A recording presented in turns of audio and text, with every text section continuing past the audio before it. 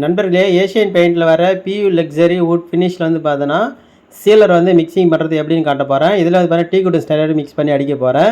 இப்போ பாருங்கள், நான் வந்து பார்த்தோன்னா சீலர் வந்து ஒரு 400 ml எடுத்துக்கிறேன். அதில் மிக்ஸ் பண்ணுறதுக்கு நான் ஹார்ட்வேர் பார்த்தீங்கன்னா ஒரு 100 ml எடுத்துக்கிறேன்.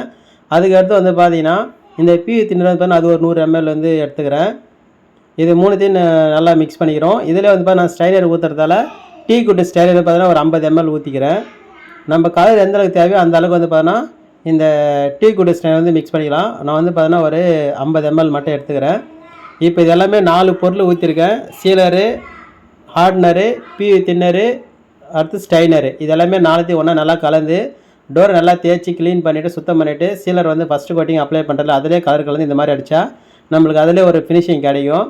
நம்ம அதை பேஸ் பண்ணி அதுக்கடுத்து எங்கே கலர் சேஞ்ச் பண்ணலாம்னு சொல்லிட்டு அதுக்கு அது மாதிரி மாற்றிக்கலாம். இந்த மாதிரி பெயிண்டிங் சம்மந்தமாக தகவல் தெரிஞ்சு நம்ம சேனலை சப்ஸ்கிரைப் பண்ணி வச்சுக்கோங்க. தேங்க்யூ ஃபார் வாட்சிங்.